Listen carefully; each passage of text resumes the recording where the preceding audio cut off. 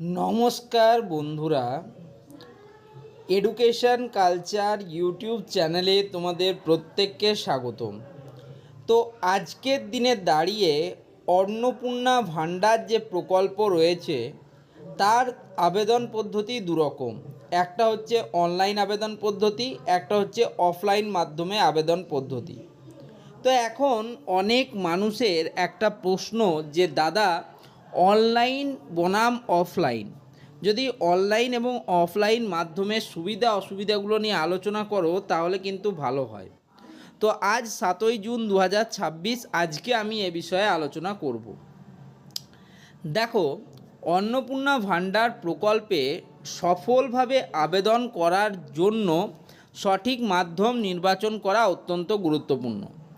আবেদনকারীরা সাধারণত দুটো উপায়ে আবেদন করতে পারেন: অনলাইন পোর্টালের মাধ্যমে অথবা নির্দিষ্ট সরকারি দপ্তরে বা ক্যাম্পে অফলাইন ফর্ম জমা করার মাধ্যমে। নিচে আমি দেখো উভয় পদ্ধতির একটা বিস্তারিত ও তথ্যভিত্তিক মূল্যায়ন দিলাম, যেটা আপনাকে সঠিক সিদ্ধান্ত নিতে সাহায্য করবে।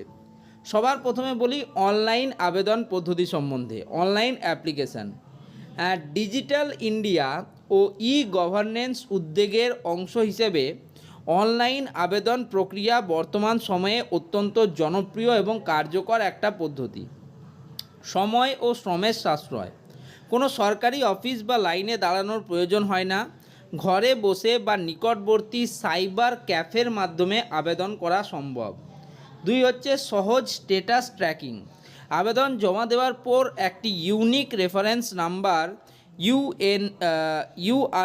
ইউআরএন বা অ্যাপ্লিকেশন আইডি পাওয়া যায়, যার মাধ্যমে যে কোনো সময়ে মোবাইলে আবেদনের বর্তমান অবস্থা জানা যায়। ভুল সংশোধনের সুযোগ। ফাইনাল সাবমিট করার আগে যে কোনো তথ্য একাধিকবার যাচাই ও সংশোধন করা যায়। অনেক সময় সিস্টেমে ভুল আধার নাম্বার বা মোবাইল নাম্বার দিলে তা স্বয়ংক্রিয়ভাবে সতর্কবার্তা দেখায়। নথিপত্রের নিরাপত্তা। সমস্ত দরকারি নথিপত্র ডিজিটাল ফরম্যাট পিডিএফ বা জেপিইজি আপলোড হওয়ার কারণে নথি হারিয়ে যাওয়া বা নষ্ট হওয়ার কোনো ঝুঁকি থাকে না। এরপর আসি অফলাইন আবেদন পদ্ধতি বা অফলাইন অ্যাপ্লিকেশান। ঐতিহ্যগত এই পদ্ধতিতে আবেদনকারীকে সরাসরি নির্দিষ্ট সরকারি ক্যাম্পে বা কার্যালয়ে উপস্থিত হয়ে ফর্ম পূরণ করতে হয়। সরাসরি সহায়তা। ফর্ম পূরণের সময় কোনো বিষয় বুঝতে অসুবিধা হলে উপস্থিত আধিকারিকদের কাছ থেকে সরাসরি পরামর্শ নেওয়া যায়।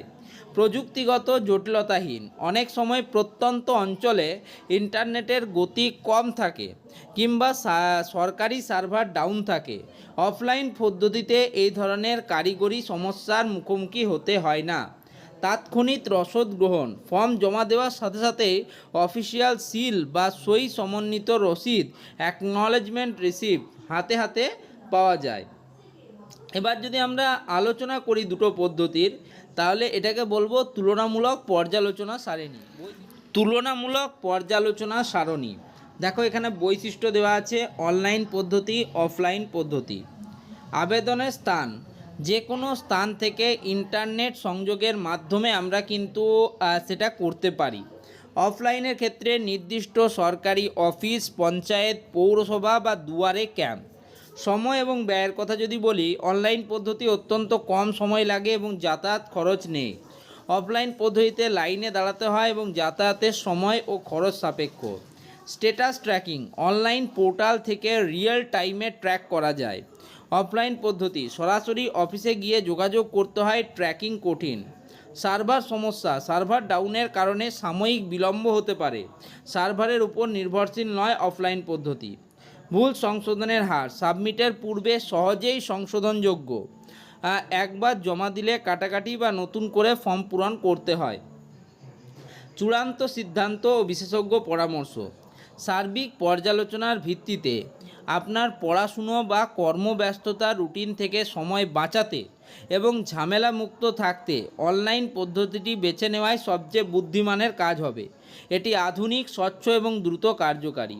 বিশেষ দ্রষ্টব্য: আপনার যদি সমস্ত প্রয়োজনীয় ডকুমেন্ট যেমন Aadhaar card, voter card, bank passbook, পাসবই, পাসপোর্ট সাইজ ছবি স্ক্যান কপি হিসেবে প্রস্তুত থাকে, তবে অনলাইনেই আবেদন সম্পন্ন করুন। শুধুমাত্র যদি সরকারি পোর্টাল দীর্ঘ সময় ধরে সার্ভারের ত্রুটি দেখায় তবেই অফলাইন ক্যাম্পের সাহায্য নেবেন। ওকে, তো এই ছিল তুলনামূলক আলোচনা অনলাইন এবং অফলাইন পদ্ধতি নিয়ে।